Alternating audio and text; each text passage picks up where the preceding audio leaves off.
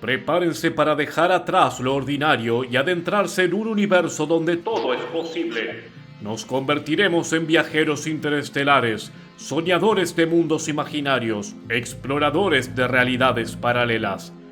Este es el podcast que los transportará a los confines de la fantasía y la ciencia ficción.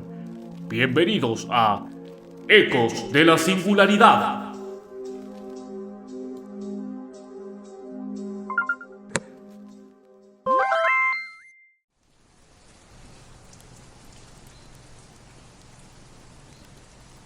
Hijo mío, en Uruk vive Gilgamesh.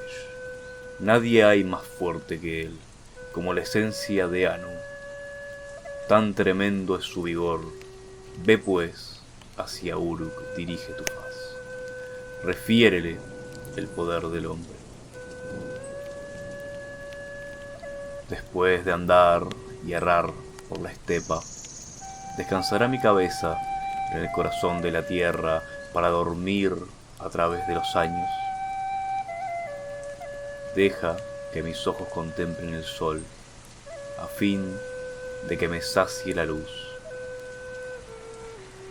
La oscuridad se retira cuando hay luz suficiente. Ojalá el que esté en verdad muerto vea aún el resplandor del sol. Y estos son tan solo dos extractos del poema de Gilgamesh. Mi nombre es Matthews y les doy la bienvenida a este bellísimo podcast. Y como siempre, me encuentro en la compañía de Alberto. ¿Cómo estás, Alberto? Yo muy bien. Me ¿Y alegro. vos cómo estás? Tremendamente. Así que estamos con toda. Tremendamente porque hoy comenzamos un segundo capítulo, un segundo episodio de este podcast. Estamos muy alegres por todo el apoyo que recibió el primer Un capítulo. montón. Y nos sorprende. Nosotros ni creíamos en el primer capítulo. Sin duda. Para nada. Fue una sorpresa total y completa. Quedamos. 100%. Pero bien, ¿cuál es el tema de hoy? ¿De qué vamos a hablar hoy? Bueno, querido Matthews, hoy nos toca Heroísmo, una antología de caballeros y justicieros. Ok. Ese título viene potente. Cargadito. Viene con muchas cosas. Ya desde el vamos, tenemos el tema del heroísmo, que no es para nada un tema menor. ¿Ok? Es un tema que tiene muchos aspectos muy interesantes, y aspectos que muchas veces quedan escondidos, podríamos decir, detrás de esa fachada, De ese espejo. de ese espejo que es el heroísmo y que son los héroes. Pero a todo esto, Matthews, es muy amplio el tema del heroísmo. Pero decime, ¿cuál va a ser nuestro foco? ¿Qué es una antología? Bien, nuestro foco el día de hoy en realidad, y si bien la introducción tendría que ser más larga para este tema, porque de nuevo, como digo, es un tema bastante amplio y me encantaría poder empezar a tirar información de un montón de cosas. Respira, Pero- Matthews, respira. Pero no. Así que vamos desde el comienzo. Antología. Una antología. ¿Qué es una antología? Una antología es el elemento o la serie de elementos más representativos de algo. ¿Ok? Empecemos por ahí. Entonces, nuestro título, Heroísmo, una antología de Héroes y héroes justicieros. y justicieros. ¿Qué quiere decir entonces? Entonces sería una recopilación de los mejores textos sobre héroes y justicieros. O en resumidas cuentas, lo que se nos viene a la cabeza cuando hablamos de heroísmo. Pero ilustre Matthews, dígame, ¿cómo vamos a emprender esta larga travesía del heroísmo? ¿Cuáles van a ser nuestros ejes? Ok, bueno, primero quiero denotar el hecho de que te estás poniendo en ambiente con todo este tema del heroísmo. Y te estás adelantando un poquito también. Lo siento. Pero tranquilo que vamos a llegar. Tranquilo que vamos a llegar a ese respetuoso comportamiento que su magistrado está teniendo ahora mismo. Bien, nuestros ejes o nuestras guías para comenzar este bello viaje a través del heroísmo. Ok, el primer eje que tenemos en cuenta es el del héroe transportado en el tiempo. ¿A qué nos referimos con el héroe transportado en el tiempo? Bien, vamos a hablar un poco sobre el héroe antiguo, ¿sí? El héroe medieval y el héroe moderno. ¿Ok? Vamos a hacer estas tres distinciones para estas tres etapas temporales, ¿sí? Que nosotros hemos separado en realidad. Es más, Y podrían haber más etapas, podríamos incluso dentro de estas mismas sacar subdivisiones, subetapas, sí. Vamos a quedarnos con estas, que creo que para factores del tema que nos atañe, realmente creo que son suficientes. El segundo eje, muy similar, casi similar al anterior, es el héroe transportado a través de la cultura. ¿Ok? ¿A qué nos referimos? Si estamos hablando del espacio temporal antiguo, nos vamos a estar refiriendo, por supuesto, a Grecia, a Egipto. porque evidentemente eran las únicas civilizaciones en el pasado. Evidentemente. Para nada, habían otro montón de civilizaciones en la vuelta. Por eso, evidentemente, tenemos que tener en cuenta de que nuestra antología está muy centrada al pensamiento occidental. Uh-huh. O sea, con esto de Grecia, los celtas y la modernidad, va a tener muy en cuenta estos factores y la cultura dominante que se nos acerca. Eso, pónganle un ojo encima. Ojito al piojito. Bien, así que dentro de este recorrido histórico que vamos a estar haciendo con el heroísmo y los héroes, a través de la historia prácticamente, vamos a darles un comienzo. Ok. ¿Ok? Vamos a darle un punto de partida. ¿Y cuál sería nuestro punto de partida, Matios, en esta travesía? El punto de partida que tenemos o que hemos denominado es el héroe preantiguo o héroe universal. Bien, tenemos esta idea de héroe preantiguo, en realidad preantiguo porque es antes de Egipto, antes de Grecia, antes de toda esta idea temporal que mencionábamos previamente, sino que se lleva tiempo atrás, ¿ok? Y es una idea que viaja hacia el 2500, el 2000 antes de Cristo, con los antiguos sumerios. O sea, específicamente el poema de Gilgamesh que hablas a un inicio. El poema de Gilgamesh que mencionábamos al comienzo del podcast, en efecto. ¿Y ese poema, cuál es la característica? ¿Es el primero? Es, hasta el momento, Hasta la fecha de este podcast. hasta la fecha de este podcast, la historia heroica datada más antigua o registrada en realidad. Entonces, ¿podríamos decir de que la idea de héroe está desde mucho antes? La idea de héroe tiene mucho más tiempo y seguro que la idea de héroe nace con Carl Jung. Específicamente con su concepto de inconsciente colectivo. Esto es un conjunto de recuerdos o ideas compartidas que podemos identificarlas en toda la especie humana. Característicamente, Carl Jung estudió varias culturas y se dio cuenta de que todas repetían ciertos patrones, o lo que llamó arquetipos. Uno de estos famosos arquetipos es el héroe. Lo destaca como ese ser fuerte que defiende a los demás, que puedes sentir que tiene un destino que debe cumplir. Los héroes, como seres valientes en su búsqueda de la justicia e igualdad. O al menos es lo que establece Carl Jung. Por otra parte, Campbell, un historiador, da cuenta de la relevancia que tiene la figura del héroe, hablando más bien de por qué hablamos de historias de héroes. Específicamente habla de una mitología universal, la que nos sirve como andamios para entender nuestra realidad. En otras palabras, nosotros podemos pensar los héroes en nuestra vida cuando, por ejemplo, estamos en los peores momentos de nuestra vida y decimos, bueno, tal vez en un futuro estemos mejor, porque podemos superar las dificultades y ir a esa recompensa. Como hemos hablado muchas veces en estas historias de héroes. Ok, un momento ahí. Ah, me fui muy... No. Ah, ¿Cómo es esto de que el héroe no es ese tipo que te protege de los malos? Porque lo que estás describiendo ahora, ujú. lo que está describiendo Carl Jung y está describiendo también Campbell. Campbell, es una forma diferente a lo que nosotros conocemos hoy en día como héroe. Claro. Creo que acá está la cuestión cultural de fondo.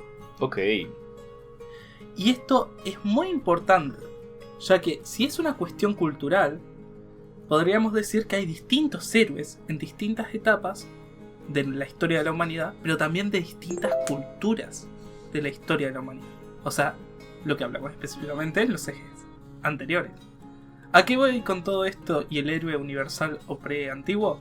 Que sea el punto de partida de decir, la idea de héroe existe desde que existe la humanidad y es distinta o una forma de amoldear la idea de héroe según nuestras circunstancias. Esto lo trae Eliade, que reconoce que la función principal de los mitos es revelar los modelos ejemplares de los ritos y actividades humanas significativas. Por ejemplo, que el héroe cometa valores o luche contra los malos es un ejemplo para las siguientes generaciones o las sociedades que lo abarcan. Más o menos, estos tres autores nos dan ya una base para empezar a abordar lo que vamos a ir hablando en esta antología de héroes y justicieros. ok. Esto es un montón lo que me estás contando. Sí, la verdad es un montón. ¿Es un montón? Esto que estás contando es un montón. Porque estás hablando de dos autores y una autora, en realidad, Eliade es autora. que están hablando, si bien de temas similares, pero están abordándolos de ramas totalmente diferentes. Carl Jung es de la psicología, Eliade y Campbell de historia. Más específicamente, Campbell es de historia de las religiones. Sin duda. Entonces, es súper interesante que, aún así, podamos relacionar tan coherentemente, tan perfectamente, estas tres formas diferentes. Sí, y aún hay más. Porque queríamos agregar que si este mito se ha traspasado las barreras del tiempo, también podemos diferenciarlo y construir sus bases como los ladrillitos que debería tener el famoso mito del héroe o el camino del héroe. El camino del héroe. Así que, Matius, ¿me harías el favor de decirme cuál es el primer ladrillo? El primer ladrillo, o el primer paso, podríamos llamarlo así, para convertirse en un héroe, que los héroes, que les vamos a ir contando un poco más adelante, deben de seguir o han seguido, es el siguiente. Cada uno de ellos tiene un nombre que los identifica, y el primero se llama el mundo ordinario. En este punto se presenta el hogar del héroe, su vida previa a todo conflicto, por lo que se ha de demostrar su día a día con sus amigos y actividades. Pero no todo, solo lo más relevante, porque cargar mucho esta parte de la historia o esta parte del mito o de la leyenda, ¿sí? Termina aburriendo. La humanidad no tolera el aburrimiento. Ujú. Pero en definitiva tenemos que generar un sitio de contacto, un lugar de contacto en el que nosotros podamos identificar a nuestro próximamente héroe. ¿Y cuál sería en nuestra antología el siguiente punto de contacto? El siguiente punto de contacto, que de hecho me gustaría hacerte una mención antes. Ok. Esto no estaba en el guión. Estamos hablando sin guión. Esto no estaba en el guión, pero ¿qué te parece ir construyendo un héroe a medida que vamos dando estos pasos o vamos recorriendo este camino? Bueno, llamaremos a este héroe Jacinto. Jacinto, ok, me parece bien. Jacinto vive en la ciudad de 33, Muy bien. come choripán Come choripán. y va al liceo número 4. Perfecto. Y no tiene nada más porque sería muy aburrido explicar toda la base sociohistórica de Jacinto. De Jacinto, sí. Más en 33. Sí. Muy bien. Tenemos a nuestro protagonista, Jacinto. Jacinto. Ok, perfecto. Bien. Así que prosigamos ahora sí, Con el héroe antiguo. con el héroe antiguo. ¿Y cómo lo delimitamos a este héroe antiguo? Bien, empecemos por el héroe griego, principalmente. O sea, en Grecia, el 499 a.C. En adelante. Sí. O sea, hasta el siguiente héroe. Sí, claro. Podemos hablar del más representativo, porque por supuesto estamos en una antología. Hércules y Aquiles. Empecemos por Hércules. Creo que es el héroe más reconocido a nivel mundial de los héroes griegos en realidad, o el más mencionado sobre todo. Principalmente porque lo decimos de manera errónea. Si nos estamos refiriendo a la mitología griega, su nombre no es Hércules, ¿Cuál es? sino Heracles. Ese es su nombre. Hércules es en la mitología romana. Bueno, lo siento por Eh, el Imperio Romano. Lo que pasó acá es que, bueno, llegó un tal Disney El Wall. y, bueno, dijo, voy a hacer una película sobre un muchacho que se llama Hércules y resulta que es griego, pero no, me gusta que se llame Hércules. Terrible. Igual Disney pensaba mucho en el Imperio Romano para ponerle Hércules. Y no Heracles. Seguramente, Dato al piojo. seguramente. Bueno, Hércules, en realidad, para aquellos que no conozcan a Hércules, ¿De dónde viven? ¿En un tupper? ¿Un tupper de helado? aquellos que no conozcan a Hércules, Heracles es hijo de Zeus y de una mortal, Lo que le da la característica de semidios. lo que le da la potestad de semidios. ¿Y qué es lo que lleva a hacer Hércules un héroe? ¿Qué es lo que lleva a hacer a Hércules un héroe? Bien, principalmente lo que lleva a Hércules a ser reconocido como héroe es su inmensa capacidad, su inmensa fuerza, su inmensa habilidad. O sea, ya nació con ciertas características sobrehumanas. Por supuesto que sí. ¿Por qué? Porque es hijo de un dios. ¿Sí? Es hijo de Zeus, es un semidios. Hay Tiene más habilidades explicación. sobrehumanas. Hay más Exacto. explicación, no. Hay. Dependiendo de dónde estemos viendo, en realidad, muchas veces se dice que no era semidios, otras que sí, etc. Pero era mejor que el promedio Estaba por encima de la media de las personas, sin Ujú. duda. Sin duda, y lo van a ver ahora porque las cosas que hace este señor no son humanas. ¿Y qué hizo este famoso Heracles?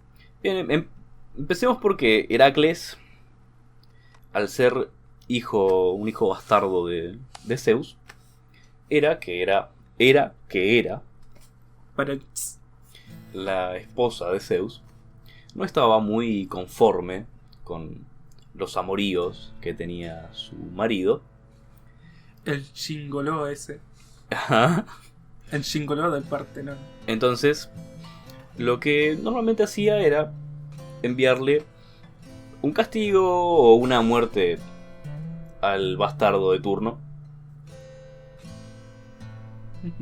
con la mala suerte de que era Hércules en cuestión, uno de ellos, Pobrecito. y mientras él estaba en la cuna, Hera le envía 2 serpientes, Con una no bastaba. con una no bastaba. Ok. ¿Y qué pasó? ¿Y qué pasó?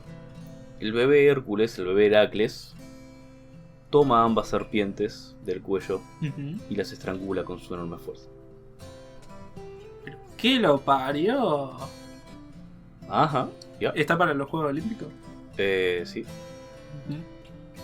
Bueno, pero esa no es la gran hazaña de Pero esa no Hércules. es la gran hazaña, por supuesto que no. Es tan solo su comienzo, El inicio de una el leyenda. inicio de una leyenda.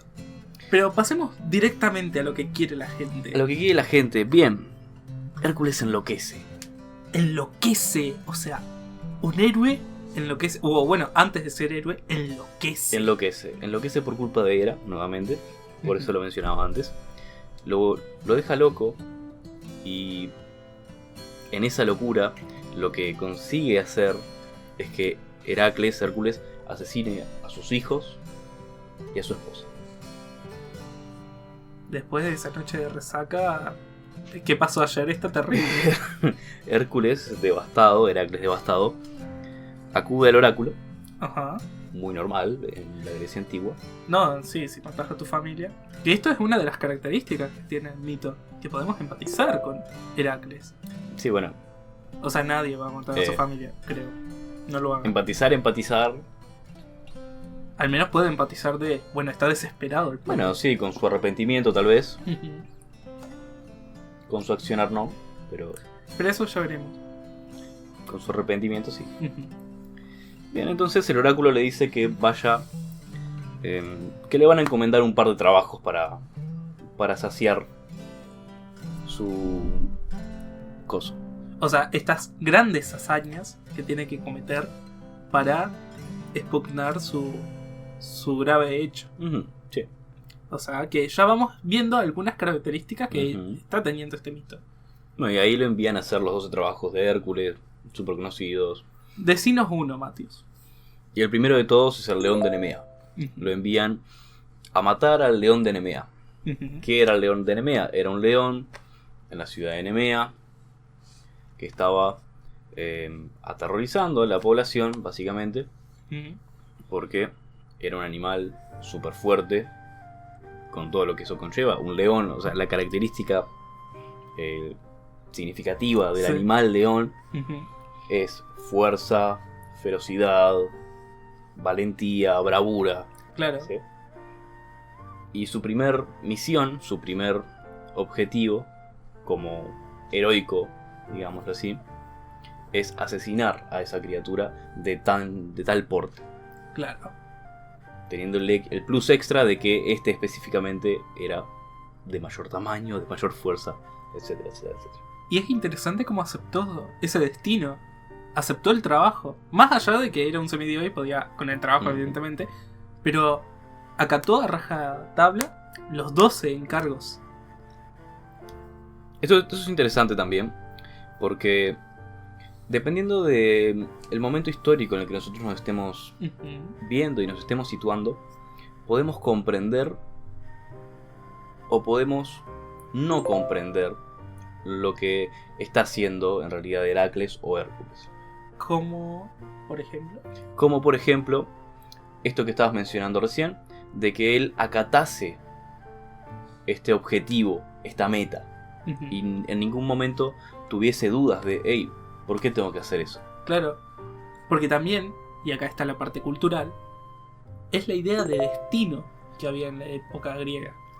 El destino, o prácticamente los dioses que están detrás del destino, las hermanas, Las Moiras. las moiras, que tejían el destino de las personas, siendo que era como un hilo que lo cortaba en ciertas posiciones, ya era como predeterminado para una persona. Hércules, por el simple hecho de nacer, tenía que transitar por estas 12 o matar a su familia. Y eso es muy importante, porque ¿qué pasa, por ejemplo, ahora saltando de Hércules a Aquiles? ¿Qué pasa con Aquiles? Porque si bien creo que la gran mayoría que no vive en un tupper de helado sabe que Aquiles murió en Troya. Y él sabía que iba a morir en Troya, pero aceptó su destino. ¿Pero qué pasó ahí? ¿Qué pasó con Aquiles, digamos, en todo su proceso de la historia? Bueno, es muy importante también saber de que estas historias tienen alteraciones, porque fueron transmitidas tanto de manera oral como escrita, pero no de una manera que podían ser replicadas exactamente, o cada polis desarrollaba una cierta parte del relato. Porque, bueno, evidentemente no tenían Discord para hablar todos juntos en una misma llamada, así que no se iban a poner de acuerdo. Pero sí es cierto de que toda la trama que gira en torno a Aquiles tiene que ver con el tema del mito de Ibris. ¿Qué es el mito de Ibris, Matius? ¿Vos sabés? Contame, Alberto, a ver, ¿qué es el Ibris? El Ibris es una idea, o el mito de Ibris, es una idea griega sobre que el exceso lleva a la catástrofe, al mal. Evidentemente, lo que podríamos pensar con el tema de Aquiles es cómo se llegó a la guerra de Troya. Esto es más largo de lo que parece, pero en realidad fue por el exceso que tuvo Paris al elegir a Afrodita como la mejor. Y al ser Afrodita la que le dio a la esposa de Agamenón como enamorada, provocó la guerra de Troya. Todo esto nos deja como moraleja, al menos en la cultura griega, que los excesos llevan al caos, que uno tiene que relegar cosas o aceptar su destino que le fue marcado, que también lo podemos ver en el relato de Edipo Rey. Muy bien, muy bien. Sí, eso que mencionaste es totalmente cierto, totalmente correcto.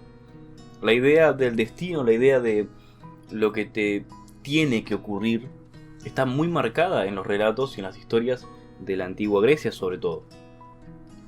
De cómo tu vida, tu destino y las acciones que vas a perpetuar ya están escritas. Y están escritas específicamente para vos, para ti. Y nadie más, ni tú mismo, puedes cambiar. Es inmutable. Exactamente. Pero, ¿será inmutable la historia de Jacinto? ¿Cuál es el siguiente paso en el destino que tiene nuestro gran y maravilloso Jacinto de 33? Bueno, Jacinto de 33 ahora se va a tener que aventurar, vamos a decirlo de esta manera, porque el segundo punto, la segunda parada de este camino del héroe es la llamada a la aventura.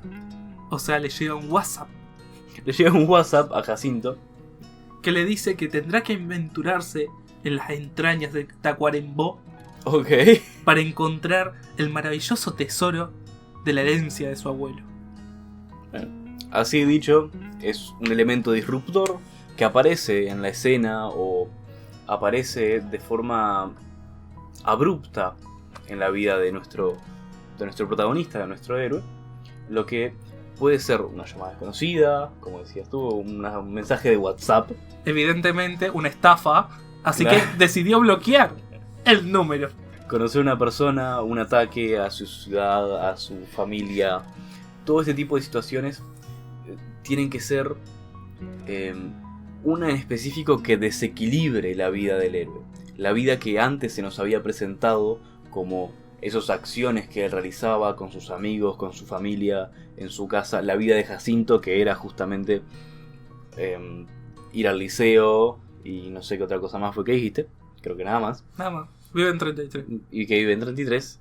Se ve ahora afectada porque Jacinto ya no puede ir al liceo y tiene que irse a Tacuarembó. O bloquear el número.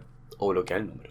¿Qué es lo que hizo Jacinto? Evidentemente. Bloquear números desconocidos que le llegan por WhatsApp. Gente, no contesten. Pero sigamos caminando. Y en nuestro próximo peldaño de este camino del héroe, nos encontramos con el rechazo a la llamada. Y muy bien eso que decías de bloquear el número de WhatsApp, porque tras recibir la propuesta, el héroe, en un primer instinto casi innato, rechaza la idea de cambiar su vida conocida, de cambiar su cotidianidad por algo totalmente desconocido como es irse a Tacuarembó. A buscar la herencia de su abuelo.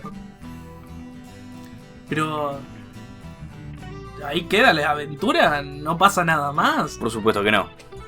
¿Quién llega a la Volvemos vida de a Jacinto? subir otro peldaño más en esta ¿Quién escalera. llega a la vida de Jacinto? Cuéntame, Matios, ¿quién Y llega? en la vida de Jacinto llega su esperado encuentro con su maestro.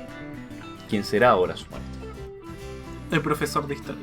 Profesor de historia. Muy bien. Porque el profesor de historia le dice: no, pelotudo, evidentemente, si tu abuelo era amigo de mi amigo y me dejó estos textos de historia, y yo como soy profesor de historia, claro, yo como historia, no como comida, entonces me agarro todo lo que encuentro, medio cleptómano soy, ¿no te parece? Bueno, está bien, lo que sea. En caso, anda a buscar ese tesoro que yo te ayudo, te lo prometo por Dieguito Maradona. El maestro del héroe será siempre presentado como un personaje sabio, con experiencia, que convence al héroe de aceptar la llamada inicial. De aunque la haya rechazado antes, aún tiene la oportunidad de aceptarla y de seguir adelante con esa idea, con ese viaje. Así que Jacinto acepta Irse a Tacuarembó. Y así como Jacinto acepta transportarse hacia otro lugar, nosotros también nos vamos a transportar en el tiempo. Y nos vamos a ir ahora a un epicentro europeo. ¿Ok? Nos vamos a ir a ver al héroe medieval. ¿De ¿Sí? qué siglo? Siglo VII, siglo X, aproximadamente ese espacio temporal. Después de Cristo. Después de Cristo, sí. Así que podemos hablar un poco, si te parece, de las leyendas artúricas. No tengo ni idea de qué es eso. Pero sé que el rey Arturo estaba ahí. En efecto, el rey Arturo estaba ahí, sí. Por algo se llaman leyendas artúricas. Así que... ¿querés contar algo? Bueno, sé más o menos la leyenda del rey Arturo. Ok.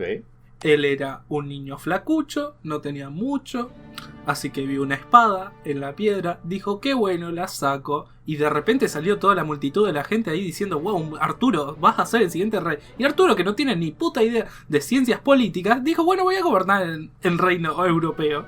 ¿Por qué no? Normal, a todo el mundo le pasa, de pasar de pobre a ser inversor de criptomonedas, viejo. ¿A quién no le ha pasado? ¿A quién no le ha pasado? ¿A quién no le ha pasado?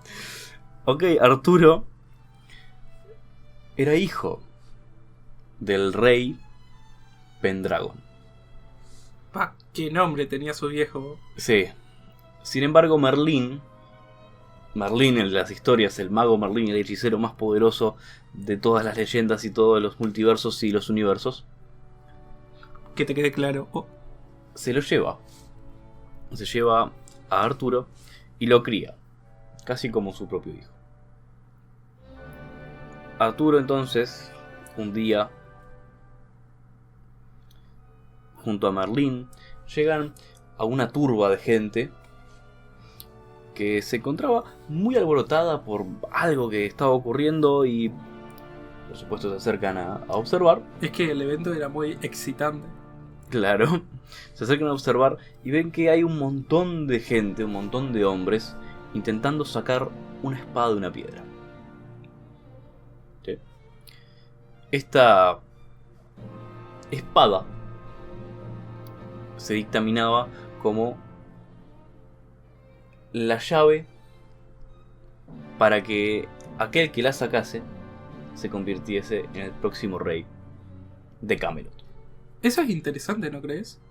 Porque en que sacara la espada, no solamente es que, wow, voy a tener una espada re flama, sino que también voy a ser el rey de Camelot. O sea, voy a ser un ente social que va a dirigir a este pueblo. La idea de fortaleza que antes Heracles o Aquiles manejaban como su herramienta principal, la que los hacía héroes, la que los hacía candidatos de ser seres heroicos, ¿no? Ahora se transforma. Se transforma y ya no es el elemento principal del que pende el heroicismo de nuestro personaje. Bien, como decías, el poder sacar una espada de una piedra te daba otros beneficios. Ya no eras el que... Ya no serías el que sacó la espada, el que tuvo tanta fuerza que pudo sacar la espada, sino que serías el rey, porque sacaste la espada. Y vas a pertenecer a un grupo también. Uh-huh. A estas cortes reales. En glorioso rey Arturo. Sin duda, sí. Así es. Es decir, el término héroe ya deja de ser solamente una persona con mucha fuerza, con mucha destreza, y comienza a formar parte de algo más grande. Comienza a formar parte de los medios necesarios para llevar adelante una comunidad, una ciudad o Un poblado. un poblado. Pero Esta es las leyendas artúricas, no la leyenda del rey Arturo. Sí, Entonces podríamos decir que hay todo un grupo de personas lo hay. Y son muchas personas. que no hablaremos en este podcast, pero vamos a Ajá. enfocarnos en Sí, tendríamos que hacer un podcast específico para las leyendas artúricas en realidad, porque es mucho.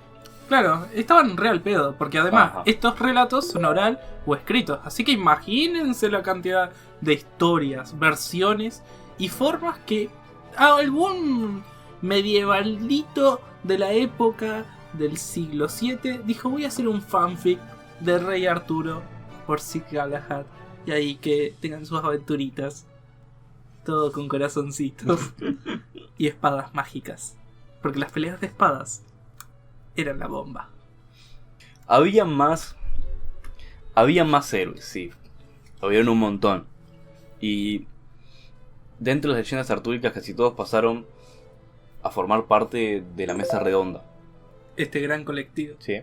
La mesa redonda era un grupo justamente de caballeros que procuraban la seguridad y el bienestar de Camelot. Y también con un objetivo, ¿no? El famoso Santo Grial. Ese era uno de los objetivos, sí. Era el encontrar estos elementos que en la cultura, retomemos ahora ese punto, ese eje que antes habíamos mencionado, que la cultura determina como un objeto de interés, un objeto de importancia cultural, un objeto que debe formar parte y debe ser encontrado porque está perdido. Entonces, ¿qué mejor que tomar ese elemento perdido y esa idea de pertenencia que tienen los ciudadanos de Camelot, digámoslo así, y estos caballeros? ¿Qué mejor que ir a buscar ese elemento perdido para transformarse en un héroe, para convertirse en un héroe, En los héroes. en los héroes? Pero el héroe desde la perspectiva de este colectivo, Exactamente. no de manera individual. Pero vamos a enfocarnos en la historia de Sir Galahad. Sir Galahad, ok, Sir Galahad fue quien específicamente consiguió encontrar el Grial. Según las leyendas artúricas, por supuesto. Sir Galahad era el caballero, digámoslo, especial.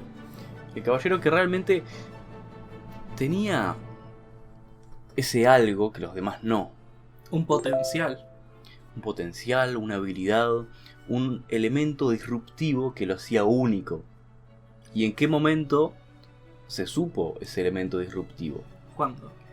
Fue en el momento que Sir Galahad se acerca a la mesa redonda y en uno de los asientos de la mesa redonda, que estaba designado como el asiento del peligro, de la muerte, o el peor, el asiento malo, digámoslo así, donde todos los que se sentaban en ese asiento morían. O sea que hubo gente desde antes que se sentó y murió. Y murió. Esto puede decirse de que Galahad en realidad no está, digamos, 100%, digamos, Condicionado. predilecto a eso, sino que tal vez hubieron personas mucho mejores que Galahad y murieron. Podría ser, como podría ser que, tal vez, viéndolo de esta otra forma, y es que, al igual que Galahad, que si bien Galahad resultó ser quien estaba calificado, digámoslo así, porque se sentó en esa silla y no murió, Era ya el designo de Dios. ya desde entonces Ujú. se supo que era especial. Lo supo el rey Arturo. Porque era su favorito. Entonces, lo que ocurre es que no están obligados, no están condicionados a un Destino. destino. Sino que más bien es como: te presento la meta, pero vos desarrollás. Vos decidís cómo llegar a ella. Efectivamente, en la Edad Media inventaron la frase: lo que importa es el desarrollo. Creer en el proceso. Que- Sí, lo que llamamos libre albedrío. Que es el concepto que trae el cristianismo. Ujú. Es un concepto que toma muchas bases, de hecho. Y es un concepto del que bebemos mucho hoy también. Pero no nos adelante. El caso, Sir Galahad, cuando llega al final, pasa lo mismo que Hércules o Aquiles, de que sí llegaron a su destino, pero no es satisfactorio para Ujú. los héroes. ¿Qué le pasa a Sir Galahad? Bien, Sir Galahad lo que ocurre es que él asciende, ¿sí? Sea de forma metafórica o no, él consigue ascender. ¿Por qué? Porque consiguió alcanzar la meta que su cultura proponía como el máximo honor o el máximo... Beneficio, placer. Ujú, sí, Bueno, es interesante. Entonces, que, bueno, que por las dudas era encontrar el santo grial. claro. Es interesante porque ahora el héroe llega a algo satisfactorio. Ujú. No como en Aquiles, que murió, o Hércules, que no resucitó la familia. Sí, bueno, Hércules también murió. Spoiler. Mm. Pero es interesante. Porque ahora sí existe el colorín colorado. Este cuento se ha acabado. Podríamos decir que sí. Ahora bien, ¿ese será el final que va a tener nuestro querido Jacinto? Nuestro querido Jacinto apenas se encuentra ahora cruzando el primer umbral. Y así se llama este quinto peldaño, este quinto escalón del camino del héroe. Y dice que el protagonista deja atrás su hogar, como ya habíamos dicho, para enfrentarse a su primer impedimento. A su primer bloqueo, digamos así. Entonces, esta traba se le colocará para ponerlo a prueba. Por ejemplo, que no haya ómnibus a Tupambae. ¿Cómo van a llegar? Y el profesor de historia, con el sueldo que tiene, no se puede comprar un auto. Ni alquilarlo.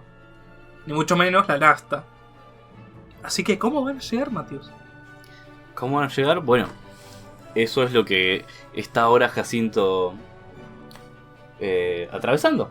¿Por qué? Porque en este paso del camino del héroe es el momento donde existe la frustración. Donde el héroe comprende que el mundo exterior no es igual al mundo en el que él ha vivido siempre. Su ánima se merma, cambia, se desanima, se frustra. Tal vez no mucho, pero sí de que no, ya no le ve mucho sentido ir. Y inmediato que se nos presenta el primer umbral o el primer choque que tiene nuestro héroe, nuestro protagonista, aparece el siguiente. Que es muchas veces el más retratado también y uno de los más significativos tal vez para una historia de héroes y de aventuras sobre todo, que es el momento de las pruebas que se le imponen al héroe a nivel de aliados y de enemigos. O sea, lo que quieres decir es que el profesor de historia llamó a su madre y le dijo: che, vieja, necesito ir a... La madre medio dijo: sos profesor de historia, no tenés que salir de tu departamento, gente. Pero dijo: aceptaré, solo si a cambio me dan el 30% de la recompensa. Así que podríamos decir que es medio aliado, medio enemigo y medio prueba por si consiguen la recompensa. La madre del profesor de historia. Así que les da su cachila. Un Volkswagen. Volkswagen. Bueno, así como contás, en esta etapa el héroe, el protagonista, conoce a sus aliados, que serán quienes lo acompañen el resto de la aventura o una gran parte de la aventura. Sí, porque si no le devuelven el cachila, mirá que lo van a ir a buscar hasta la Antártida. Bueno, tal vez en este caso la cachila sea su aliado, Sí. por ejemplo. ¿Sí? Entonces, estos aliados van a dar su toque carismático y sus individualidades, proezas y deficiencias al equipo, al héroe, a nuestro protagonista y a la historia. Estos aliados suman mucho o restan mucho, dependiendo de cómo sean. Al menos pueden ir hasta Tupambae. Pero, ¿quién va a pagar la nafta? Ahora, continuando con nuestra historia. Ujú. El héroe renacentista, ¿qué sería, Matius? Héroe renacentista. Ok, bueno. No nos vamos a ir muy lejos tampoco, porque vamos a seguir en Europa. Ok. Europa, great again. Vamos a seguir en Europa. Solamente que nos vamos a trasladar de época. ¿Sí? ¿Qué Nos vamos siglo? a ir un par de siglos más adelante al siglo XV. 15 primaveras tienes que cumplir. Así que, ¿por qué no hablamos un poco de tal vez, yo creo que uno de los ejemplos de héroes más conocido también, en conjunto con los que estamos mencionando, el Don Quijote. El famoso e ilustre Don Quijote de la Mancha. Ujú. ¿Quién era? Porque no lo conozco. Bueno, Tampoco me pase. debe ser. Decir que no conoce a Don Quijote, caballero. Es vivir en un tupper ilustre de mayonesa Macor. En efecto. Bueno, el famoso Don Quijote de la Mancha, como todos saben, era una persona normal, con una vida normal. En su relato, porque ahora sí, es solo un relato, porque justo coincidió con la imprenta, solo puede, digamos, articularse como único individuo, el famoso Don Quijote de la Mancha. Este individuo era una persona letrada, le gustaban las novelas caballerescas y esas historias. Pero evidentemente se le pasó el tren y ya la gente no necesitaba caballeros. Así que él se empeña, y un poco con locura, en Un poco mucho. con un poco locura. mucho, unas cuantas ketaminas, se empeña a ser un caballero que solucione no los problemas de la gente, pero sí que resuelva algunos grandes enemigos que en su imaginación habitan. Muy bien. Bueno, es interesante eso que mencionabas, de cómo ahora sí, con la llegada de la imprenta, el relato es uno solo. Claro, es más, tipo, en la imprenta donde se imprimió por primera vez el Don Quijote, hay una placa que dice, acá se imprimió el Don Quijote. Muy bien. Qué Y interesante. imagínate si lo hicieran con todas las casas de hoy en día. Acá se imprimió todos los textos de la facultad. Todos los textos que Sí, imprimió. bueno, creo que en la papelería no entraría más. Bueno, yo solo lo propongo. Para los arqueólogos del futuro. Muy bien. Ok. Algo que sí llama mucho la atención. Al comienzo mencionábamos que dependiendo de dónde miraras la historia, Heracles, Hércules, podía ser un semidios, podía no serlo. En algunas historias incluso sus trabajos cambian también. Cambian las criaturas, inclusive. Cambia con quién habla, cambian cómo se desarrollan. Porque eran relatos orales. Ujú. O algunos escribían, pero no eran, digamos, la fuente oficial o determinante. Acá sí, Cervantes escribió el Don Quijote. Ujú. Y fue publicado para la gran mayoría gracias a la imprenta. También es importante hablar de todo esto, es que el rol de Don Quijote. En la novela, el Don Quijote es solo una persona, acompañado por Sancho Panza. Ujú. Pero es un individuo, no viene de un linaje, ni tampoco está atado al destino de los dioses. Prácticamente él sigue lo que la imaginación y su delirio les diga. Pero también se construye algo, se construye el trabajo del héroe. Porque él, el famoso ilustre Don Quijote de la Mancha de la armadura triste, no, del triste semblante y la armadura oxidada, también trabaja como héroe. Y es lo que dice, trabajo de caballero. Y es muy interesante porque ahora se construye el héroe no desde una posición de salvador o de enviado para hacer tareas, O de poderoso, o o de fuerte. sino como un trabajo. Ujú. O sea, de que cumple horarios, cumple objetivos Ujú. y es contratado. Ujú. Que eso está muy en relación con el movimiento social que fue en Renacimiento. Esta vuelta antropológica del ser humano y los avances que dio, por ejemplo, en la relojería para medir los tiempos y así especializar las horas de trabajo. O por ejemplo los espacios como los talleres, para instrumentalizar a las personas a la hora de empezar a trabajar. No siendo ya como más adelante será en la época industrial, que es mucho más rígido, sino como unos pequeños retazos de lo que iba a ser después. También el gran enemigo del Don Quijote, ¿cuál es, Matius? Bueno, son los gigantes. O sea, los molinos de viento. Ajá, que eran molinos de viento en realidad. Eso es muy interesante, porque no solamente porque el loco está bien loco, sino que el avance de la ingeniería, de la agricultura y del derecho se ve expresado en la obra de Cervantes. Desde, por ejemplo, guardias que apresan a prisioneros y los llevan a determinadas cárceles.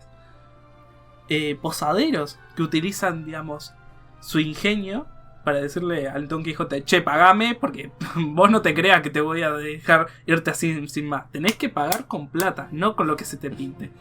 O, por ejemplo, los molinos, que eran una estructura que servía para moler el grano y convertirlo en harina, ya un subproducto de la materia prima. Pero antes de seguir con Jacinto, el maravilloso, ilustre Jacinto de 33 y su profesor de historia, queremos hablar de algo que justo acá se empieza a hablar, que es la ridiculización de la cultura anterior.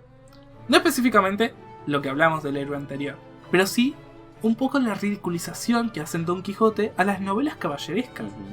La posibilidad de parodiar. La parodia.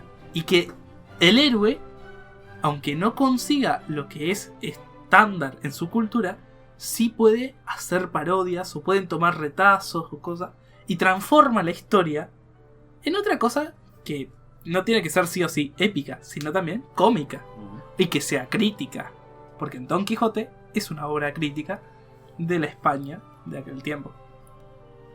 No es la España, es el reinado de aquel tiempo. Pero ¿qué le va a pasar a ¿Qué le depara a nuestro queridísimo Jacinto? Ilustre Jacinto y su profesor de historia? Bueno, continuando con este hermoso camino que a Jacinto le tiene preparado el poderoso guión,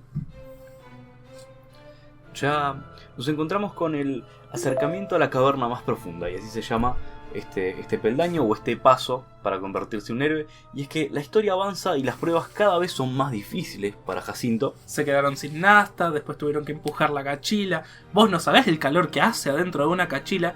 Y ni te hablar de que no llevaron ni un pedazo de pan. O sea, estaban muertos de hambre. Bueno, y lo cierto es que pueden superar o no estos desafíos nuevos y más complejos. Tuvieron que carnear a una oveja. Pero en tal caso, independientemente de si consigan o no resolverlo, la experiencia que el protagonista gana es lo que realmente importa en este punto. El protagonista conoce mejor a los enemigos que se va a encontrar, conoce mejor los problemas con los que está lidiando, y ahora toda esta información que ha ido acumulando le va a ser muy útil cuando se dirija hacia el final de su historia, ¿no? Así que a partir de acá, el trayecto del héroe empieza a ser diferente. Evidentemente, Jacinto aprendió de que, por ejemplo, no hay que ponerle agua a la nafta, porque si no, no funciona más. O que cuando carneas una oveja, tené cuidado de que no te esté mirando un perro para morderte la nalga izquierda. Sabias palabras. Sabias palabras. Y así como Jacinto se va, también nos vamos nosotros hacia el héroe moderno. ¿Y cómo delimitamos a este héroe moderno? Como una cultura ya entre Europa y Estados Unidos. Llamémoslo en occidentalismo. ¿En qué siglos específicamente? Siglo XIX al siglo XX. Pero Matius, ¿qué es lo que pensás vos cuando hablo de héroe moderno? Ok, ¿qué es lo que se me ocurre cuando hablamos de héroe moderno? Ok. Estamos hablando del siglo XIX y siglo XX. Por lo tanto, en esta categoría no entraría lo que conocemos hoy como superhéroes ni nada de eso. O por lo menos no hemos llegado ahí aún. no específicamente al que conocemos gracias al mundo Muy cinematográfico bien. de Marvel. Perfecto, a eso me refiero. Entonces, podrían entrar ahí tal vez héroes clásicos ¿Cómo cuáles? como el Zorro, Mm. como Superman, como, no sé, cualquier héroe de época, Capitán América, inclusive tal vez te diría hasta Luke de Star Wars, pero está en un intermedio que más adelante vamos a ver y vamos a evaluar. Claro, pero yo te preguntaría, Matius, ahora, ¿qué características vos les asociás a estos ejemplos que me tiraste de hombre moderno? ¿Qué es lo que a primeras podrías ver claramente? ¿Qué se diferencia con los anteriores, evidentemente? Mira, la primera es que todos estos héroes buscan el bien de su comunidad y de su y el bienestar de su población también. ¿Pero esta población es un pueblito o ya empiezan No, a ser no. urbes? Empiezan a ser ciudades grandes, ciudades pobladas, empiezan a ser se empiezan a redimensionar, A escala. se empiezan a escalar la idea de héroe. El héroe empieza a tomar una magnitud mayor. Entonces el héroe empieza a necesitar una habilidad única mayor para poder defender tanto espacio, para poder defender tantas personas, que es a lo que apunta ahora esta modernidad. Pero este héroe, entonces, ahora que hablas de esa característica, podríamos decir que ya, digamos, es el más capito en esa característica, o empieza siendo alguien sencillo, alguien de la comunidad, alguien que, digamos, está ahí y descubre esta característica y la va mejorando. Bien. Es simple. Es un héroe. Entonces, debe cumplir con el camino del héroe. Un héroe no sale de la nada. O sea, se cree. Un héroe se forja, se crea a través de su experiencia y a través de todo lo que va viviendo.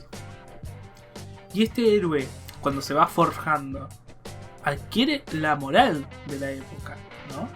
Por Porque supuesto. nace en este colectivo, en esta ciudad, y entonces podríamos decir que defiende algún bien seguro o algo del status quo de esa ciudad.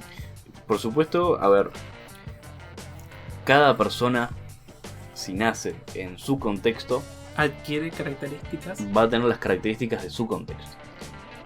pero a diferencia de los anteriores, por ejemplo, este bien, en el caso de Superman, por ejemplo, el no matar, ya estaría entablado no solamente en una condición moral de no matemos a las personas, sino también es un crimen Ajá, matar sí. a una persona.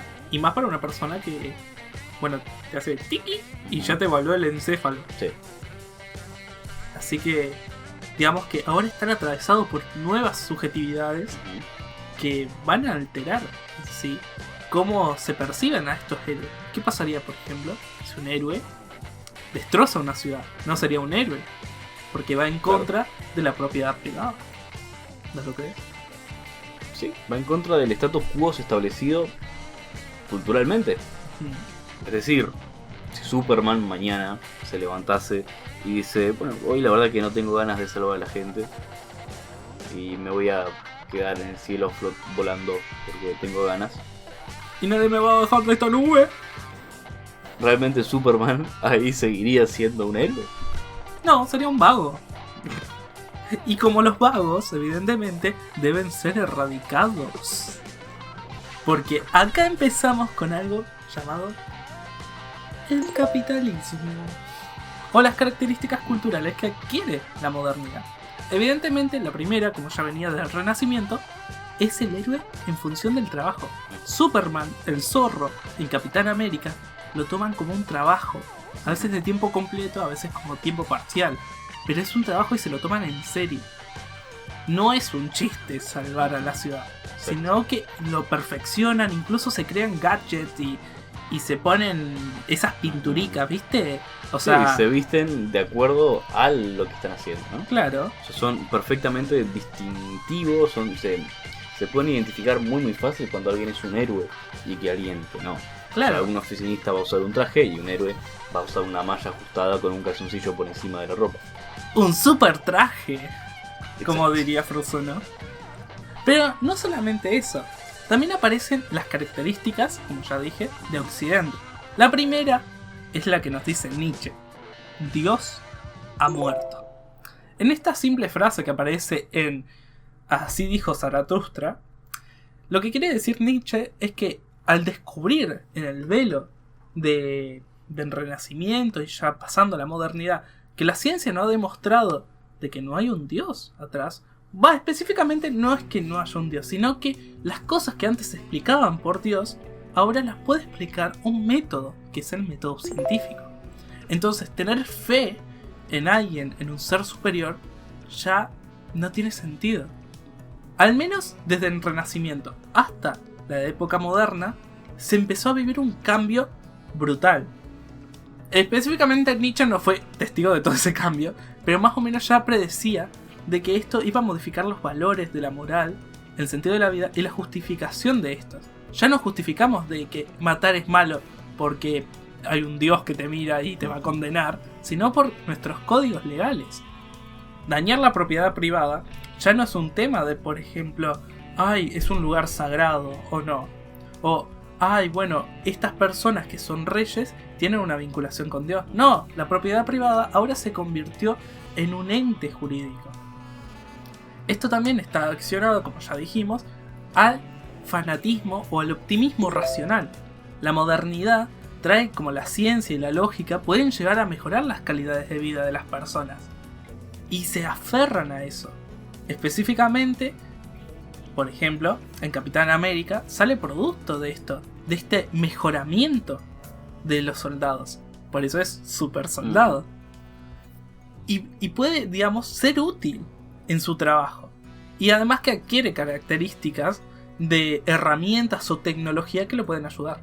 Ya sea la moto que utiliza o cualquier otro gadget, pistola o cualquier cosa que le sea mucho más fácil cumplir su objetivo. En sí mismo, creo que el Capitán América es el gadget en realidad. Sí, Porque- mejorado biológicamente. Ajá, fue creado básicamente para resolver todos los problemas Sí. que podían haber y crear, bueno, más básicamente, pero Ujú. en sí él es el gadget básicamente. Me parece eso, pero sí, es muy correcto lo que dices en realidad. Ahora mismo, en esta etapa, está cambiando la manera de entenderse y de comprender la misma sociedad que ya teníamos hace poco tiempo inclusive. Ujú. Ahora se está transformando y está tomando un rumbo totalmente distinto al que se venía presentando. O sea que ya no estamos en la época del héroe moderno. Pero no nos adelantemos, porque aún nos falta un pequeño detalle. Ya con este planteo que nos plantea Nietzsche, bueno, esta propuesta que nos plantea Nietzsche, también se crea algo nuevo: el antihéroe. O al menos una idea que no está sostenida por específicamente una moral, específicamente la moral cristiana, sino como algo contra el sistema o contra ciertos valores de ciertos colectivos, que no cumple ya todos los valores de héroe, pero es funcional, porque cumple un trabajo. O Sí. sea, en la estandarización de que este individuo cumple parcial o completamente una acción a la comunidad. Ejemplo, un héroe que asesina Ujú. es un antihéroe. Claro. Un héroe que deja de lado algunas tareas porque cree que no protegiendo a cierta persona va a ser un bien mayor. O por ejemplo, un héroe que no le importa las vidas de algunas personas con tal de salvar a la mayoría, tomando así cuestiones éticas frente a ciertas situaciones que se le presentan. Incluso cuestionan a la idea de héroe hasta cierto punto. Pero estos cuestionamientos éticos, ¿serán los que tendrá Jacinto en su viaje antes de matar al profesor, porque la verdad yo también tendría unas ganas terribles de matar al profesor si nos ponemos a plantear el viaje que se está haciendo. Bueno, Jacinto ahora está llegando al punto clímax. Uno de los puntos clímax en realidad de su historia, de su aventura, que es el Calvario. Se llama así este peldaño. ¿Y de qué trata? Bien, es un momento dramático en el que el héroe pasa por una crisis que lo pone a prueba de una forma absurda casi, porque lo obliga, ahora sí, a poner en práctica todos los conocimientos que había venido juntando hasta ahora para poder superar este calvario, este problema, realmente. Entonces estás diciendo que Jacinto, por ejemplo, se está enfrentando a que están en un lugar en el medio de la nada, solos y sin gasolina. ¿Qué podría hacer? Evidentemente no pueden volver atrás, no pueden volver a su pueblo de 33. Y peor, va a tener que morir con su profe de historia. Imagínate, peor que quedarse a febrero. Sin duda.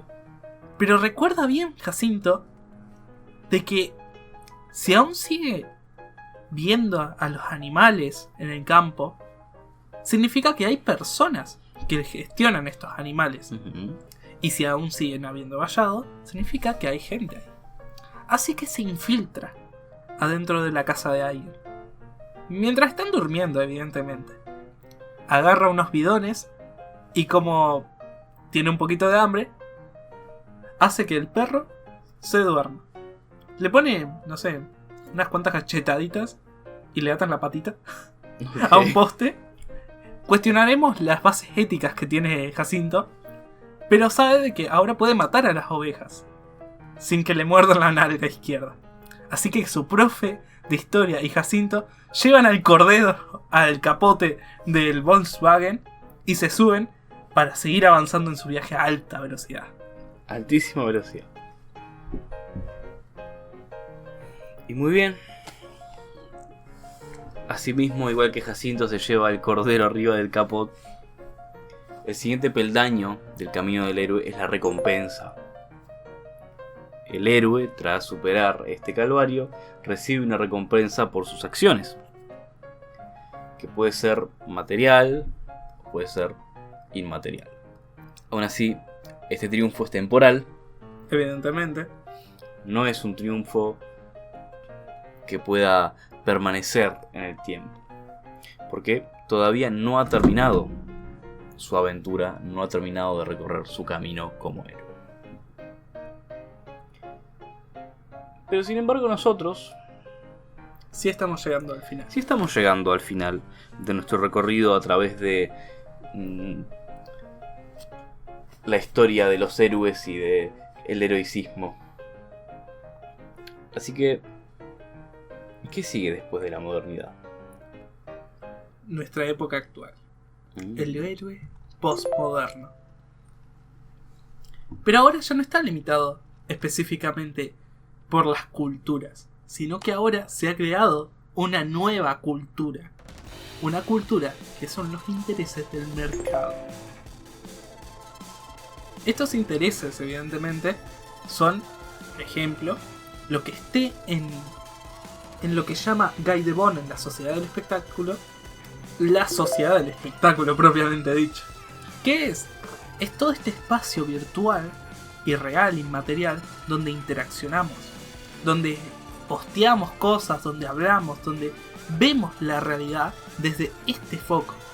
Pero Guy Debon plantea que esta sociedad del espectáculo no es un mundo alternativo al que nosotros nos ponemos, o paralelo, sino más bien, ahora ya es nuestro mundo. Ya no hay distinción entre lo que es la sociedad del espectáculo y la realidad per se. Una característica muy evidente es cuando, por ejemplo, los memes de internet se vuelven parte de nuestra comunicación. Los stickers, las frases, las formas de comunicarnos. Y ya superan ciertas barreras que podría decirse que son de determinados grupos, como los frikis, sino que ahora se expande a toda la realidad general. O si no aparece en YouTube o en Internet, nadie lo conoce. Sin duda. Pero decime, ¿qué héroes nos trae esta posmodernidad? ¿Qué héroes nos trae esta posmodernidad? Bueno, básicamente el que se te ocurra ahora. ¿Del mundo cinematográfico de Marvel? El que quieras. Spider-Man. Ok. Spider-Man es un héroe posmoderno. El Spider-Man de hoy, por supuesto. Siempre estamos hablando de héroes de la posmodernidad. Estamos hablando de Siglo XXI principalmente. Fines del siglo XX, tal vez, inclusive.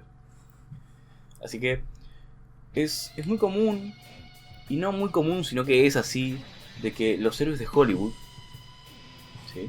Lo que nosotros determinamos hoy como héroes, Los que aparecen en el cine, que esperamos con ansias, que nos venden propagandas de que vayamos a mirar la siguiente película. ya no son héroes. ¿Por qué? ¿Qué pasó? Ya no son héroes, si bien lo dijiste, ahora son mercancías. ¡Ah! ¡Tan tan! Son mercancías, son productos creados con el afán de vender y de simplemente Llegar a ser parte de esta sociedad del espectáculo, a convertirse en la realidad de un montón de personas. Te apuesto que todo el mundo sabe la típica frase del viejo, del tío Ben, que no puedo decir, che, me voy a esperar un ratito antes de que pase este hace... Bueno, me tranquilizo. Un gran poder conlleva una gran responsabilidad. Tanto que se ha vuelto marca en muchas camisetas, es la frase motivacional de muchas personas, incluso lo toman de ejemplo para siguientes videos de YouTube, como es este. Así que dale like, suscríbete y deja un comentario. Pero eso no es todo, ¿no?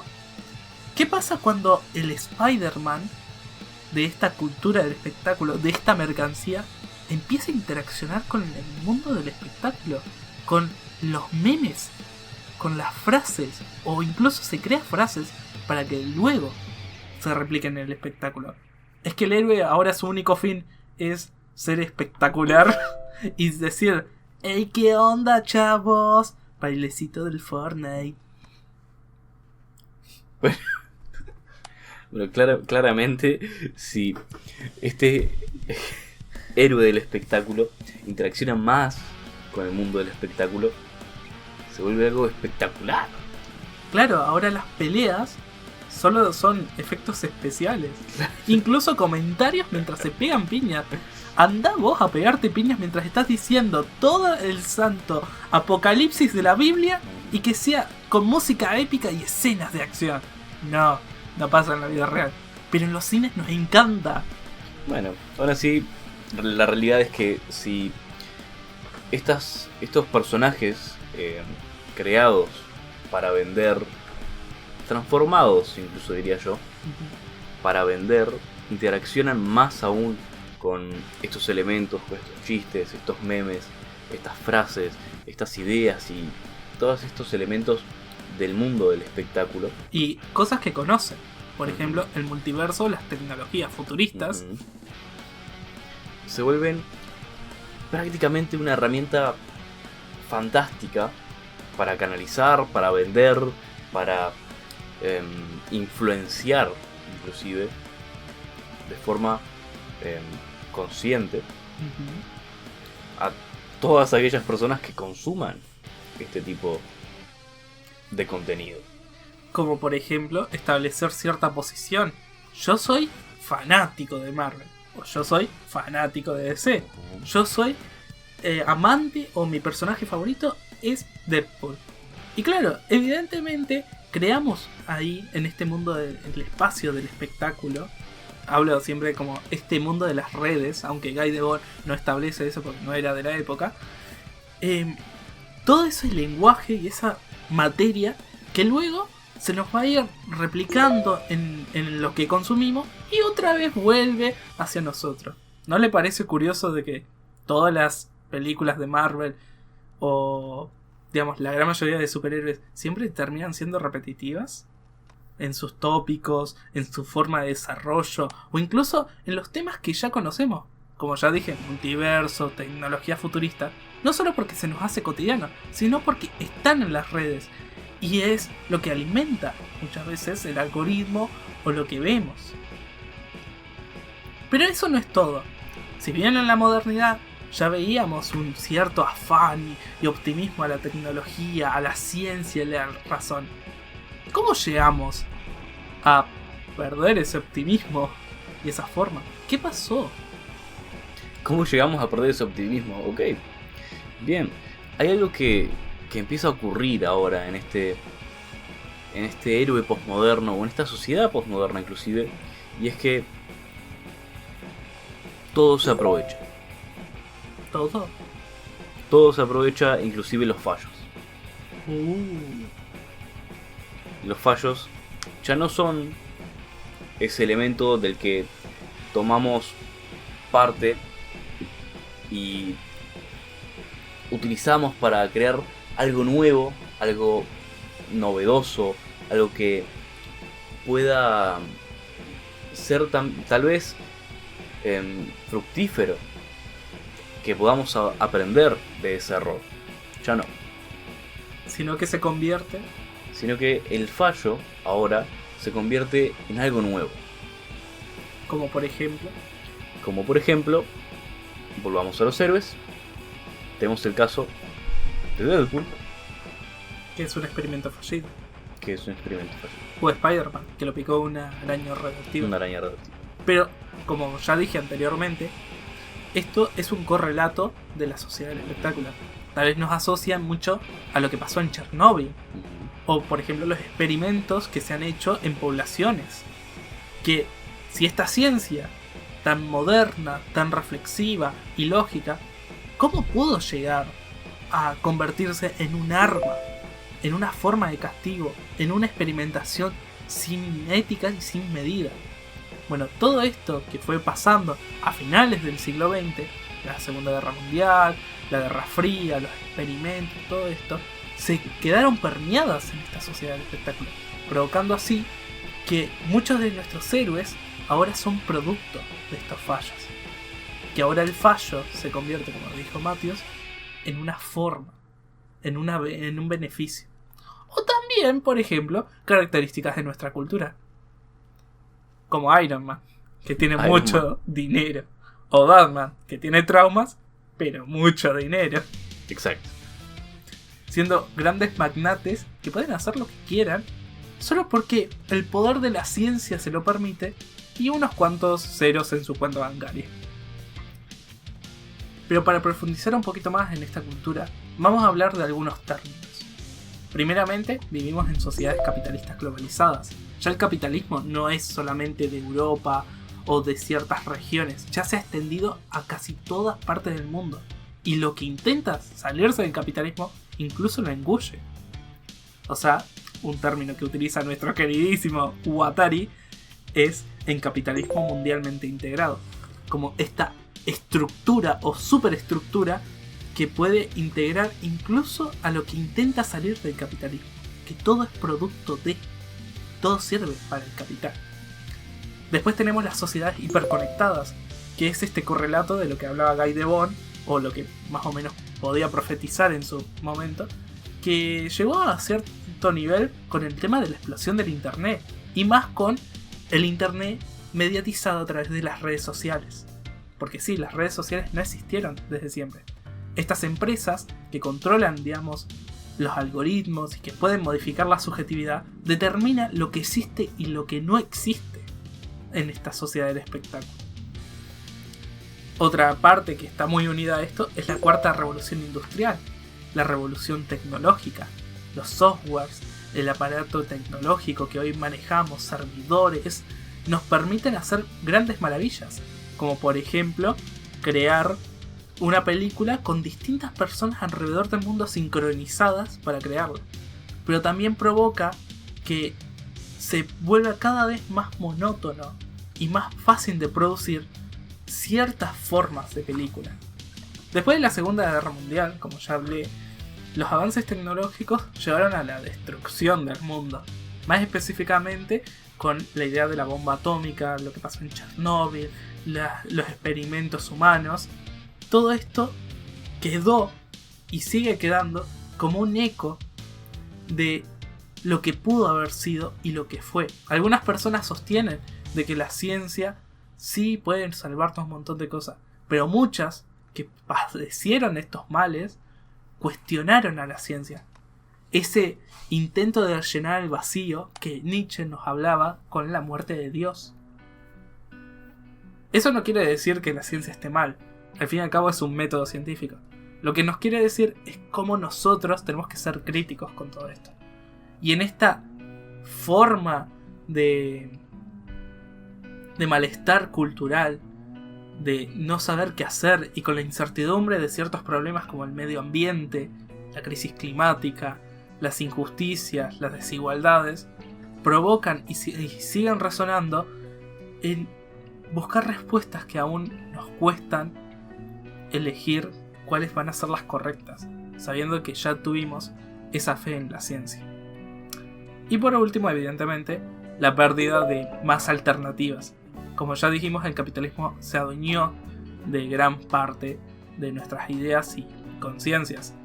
Tanto que existe un concepto que es realismo-capitalismo de Mark Fisher, que es mucho más fácil pensar en el fin del mundo que en el fin del capitalismo.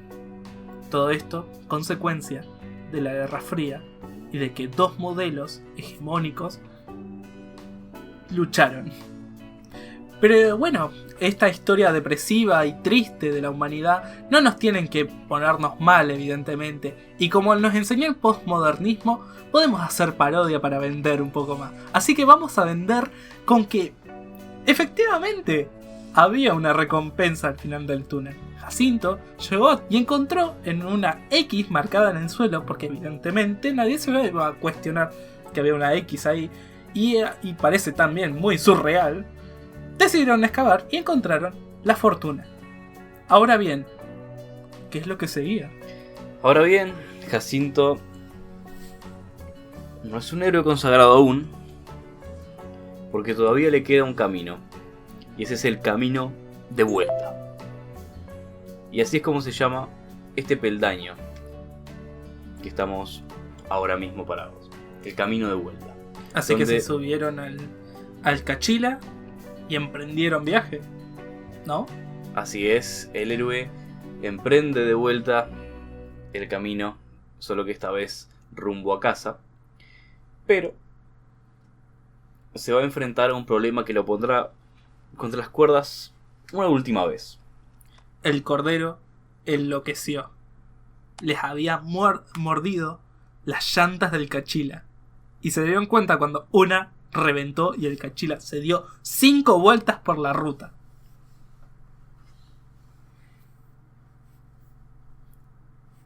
Y así llegamos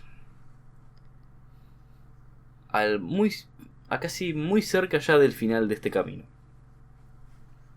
La resurrección del héroe, que este es el último acto, el último reto para el héroe. Es un reto a muerte con el que se transformará, dejando atrás su antiguo yo, el inicial, el que comenzó en su aldea, en su pueblo, en el caso de Jacinto, en 33.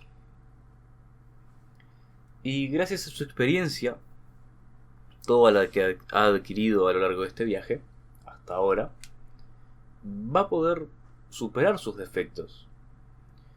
Y va a poder reforzar su nuevo ser. Evidentemente, al estar en borde de la muerte, Jacinto solo deseaba con todas las fuerzas el poder volver a su pueblo.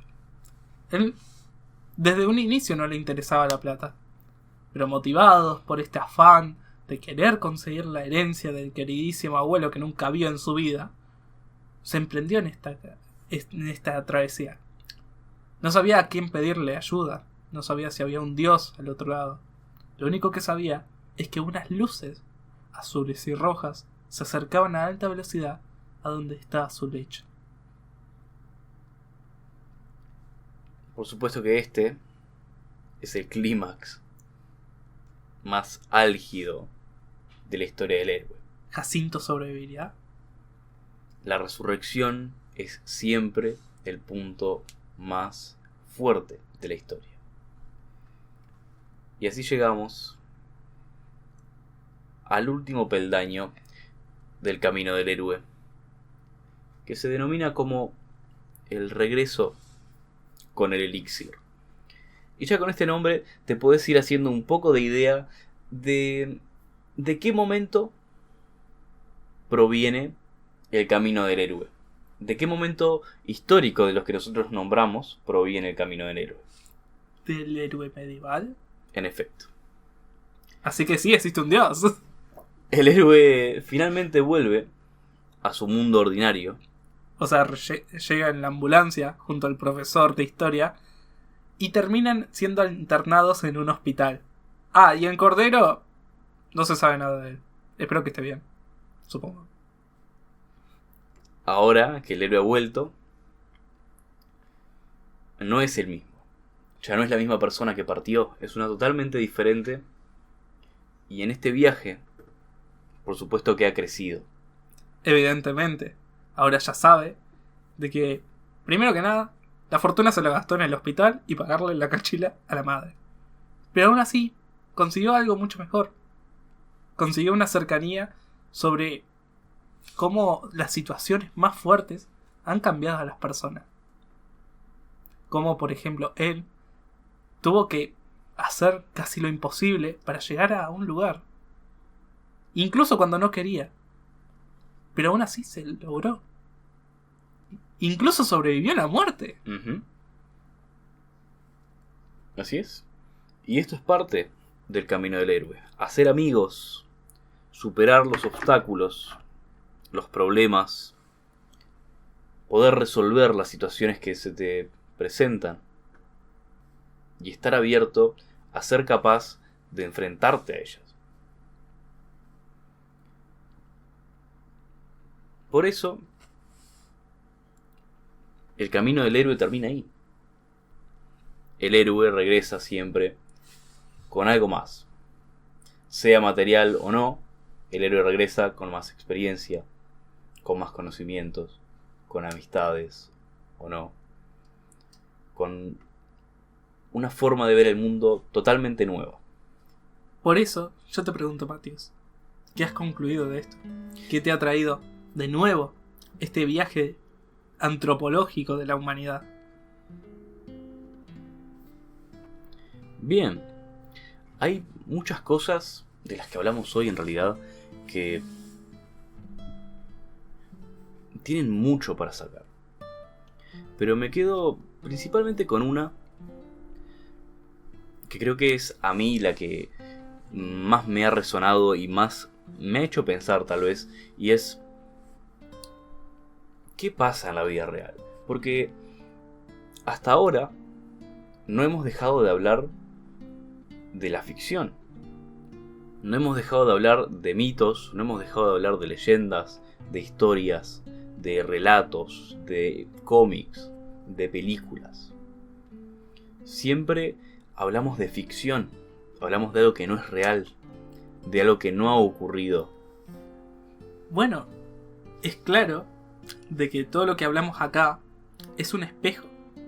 Etimológicamente la palabra espejo es instrumento de mirada. Lo que quiero decir es que esto es un instrumento para mirarnos hacia nosotros. Como decía Eliade, es una manera de comprender los valores y moralejas y formas de reproducción de relatos que nos ayudan a entender este mundo, como también decía Campbell. Así que, Matthews, te propongo algo con esta pregunta que vos traes. Bien. Destrozar este espejo y ver qué se esconde debajo. ¿Qué narrativas no se están viendo solo porque estamos mirando la estrella y no la oscuridad que hay en el fondo? Si vos me lo permitís. Hagámoslo.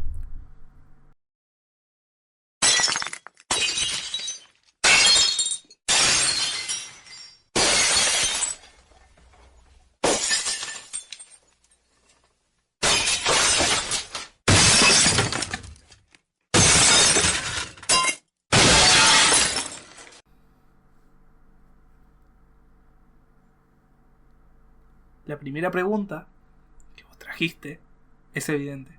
¿Qué pasa con estos héroes? ¿Qué pasa, por ejemplo, con los premios Nobel de la Paz? ¿Qué pasa con las historias que nos contamos a nosotros? Las historias como, por ejemplo, justamente hoy, en la fecha de este podcast, es el Día de la Independencia en Uruguay. Sí. ¿Qué pasa con la historia de Artigas? ¿Qué pasa con los mediadores? ¿Qué pasa con esas personas que son solamente altruistas, los que dedicaron su vida a otras personas sin tener que hacer grandes hazañas? O, por ejemplo, ¿qué pasa con solamente querer tener un mundo mejor? ¿Qué pasa con esos héroes ocultos? ¿Qué pasa con toda esa gente? Esa es la pregunta real. ¿Son héroes? ¿No lo son? ¿Qué ocurre? Porque en la cotidianidad del día a día, estoy seguro de que todos nos hemos encontrado y nos vamos a seguir encontrando con personas que son plenamente altruistas, personas que realmente se preocupan por los demás y se preocupan por el bienestar tanto de lo cultural, de la comunidad y de ellos mismos también, por supuesto, porque forman parte de la comunidad. Y aún así, no solemos reconocerles a estas personas el beneficioso acto ¿Qué hace? que hacen para todos los demás. Por ejemplo, una parte del feminismo habla sobre el trabajo no remunerado de las madres y personas que se dedican a cuidar a las personas. Ese trabajo, si no estuviera, no podría existir la sociedad. ¿Quién cuidaría a los niños? ¿Quiénes podrían, por ejemplo, dedicar el tiempo que se tardan en limpiar, cocinar y hacer un montón de actividades en la vida de, por ejemplo, no sé, alguna persona que se dedica a trabajos de ingeniería o trabajos muy especializados que también lo demandan mucho tiempo? La humanidad no podría sostenerse en eso. Y aún así, tipo, no son reconocidas en ninguna parte. No hay ningún héroe que hable sobre, por ejemplo, cuidar el hogar. Ajá. Pero también podemos hablar de los actos simples de nuestra vida cotidiana. ¿Quién no ha dado alguna parte de su dinero a alguien que lo necesitaba, aunque no lo supiera? O quién, por ejemplo, ha querido solo pasar tiempo con alguien que se ha sentido mal. Que eso es una parte muy heroica. Y no tenés que ser Superman para hacerlo. Así que lo que nos mostraba el espejo es eso de hay que ser grande, elocuente o tener una característica especial. Pero en realidad, ya con el acto simple de la cotidianidad y ser críticos y avanzar en este mundo por un mundo mejor es un acto de heroísmo porque sobrepasa lo que ya existe. Pero aún sigue quedando en mal sabor de boca de eso de por qué la sociedad premia los actos irreales como estos héroes, como Spider-Man, como Deadpool, como Wolverine, y no estos actos reales. Este heroísmo que mencionás, este heroísmo cotidiano, tal vez que podríamos llamarlo también, que por ahí mencionaste heroísmo Nobel, porque sí es verdad que hay mucha gente a la que sí se le reconoce de forma cultural y de forma pública también, con un premio Nobel de la Paz, por ejemplo. O con una estatua. Ajá. O con una parte de la historia. Sin duda, con una mención específica a su persona, por un acto específico que hayan realizado. Pero, de nuevo, son específicos. Son casos muy específicos. No salen de eso, porque no los reconocemos a todos. No tenemos espacios especializados, no tenemos conversaciones sobre esto, sino más bien que nos quedamos solamente en eso. Tal vez tenga que ver también con las narrativas que hemos desarrollado. Y acá les voy a proponer algunas preguntas. ¿Qué pasa cuando no se supera el primer umbral al que por ejemplo, se enfrentó Jacinto y la imagen del héroe es insatisfecha? Hay una obra que lo explora muy interesantemente, que es Utena, la chica revolucionaria. No voy a explayarme mucho en la sinopsis. Recomiendo fervientemente que miren estos ejemplos. Pero así, en resumidas cuentas, Utena no quiere ser un héroe. no quiere establecerse como eso. Solo quiere ser una persona normal. Una persona que tiene una vida normal. Así que niega la llamada del héroe. Y además por lo oscuro que tiene esta llamada.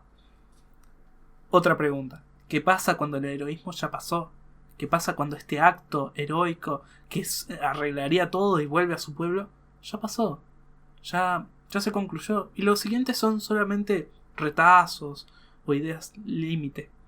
Esto se explora en el anime de Freyre. Este anime habla sobre qué pasaría si, por ejemplo, vivimos mucho más de lo que pueden vivir nuestros amigos que nos acompañaron en esta aventura. ¿Qué pasa con, por ejemplo, la idea de aventura en sí mismo? ¿Es porque el ser humano es tan corto en su vida que necesita hacer las cosas ya? ¿Y qué pasaría si, por ejemplo, tuviéramos todo el tiempo del mundo para solucionar cualquier problema?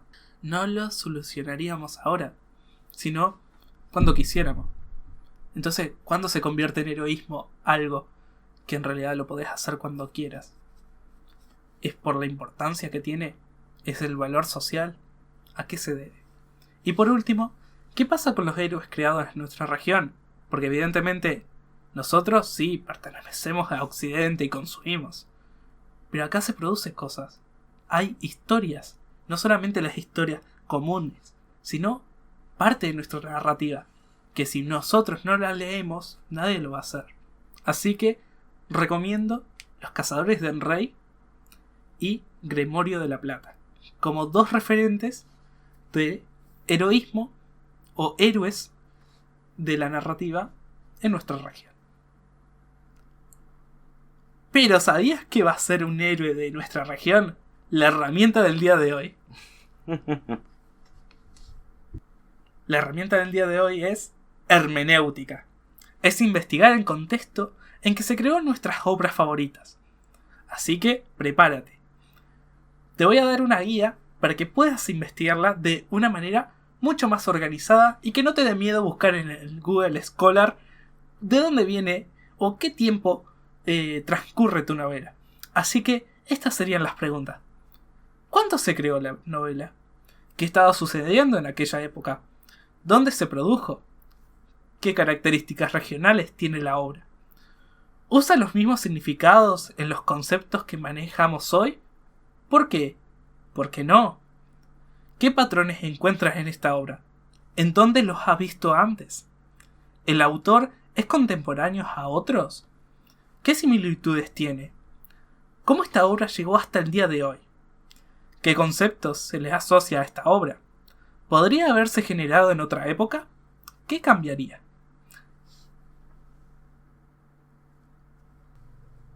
Así que con todo esto dicho, y nada más por decir, nos gustaría cerrar con esta pequeña frase de Carlos Alberto Solari, conocido como el Indio Solari. Y dice: el heroísmo y la abnegación son considerados características negativas por un sistema hedonista de vida. Esto que nos queda, sin embargo, este pequeño trozo de posibilidad, existe porque los locos, los héroes, los soñadores que ayer fueron muertos, lograron infectar con sus sueños mínimamente este espacio. El problema del heroísmo es que tiene valor por lo peculiar y no por lo abundante, por lo diverso y no por lo continuo.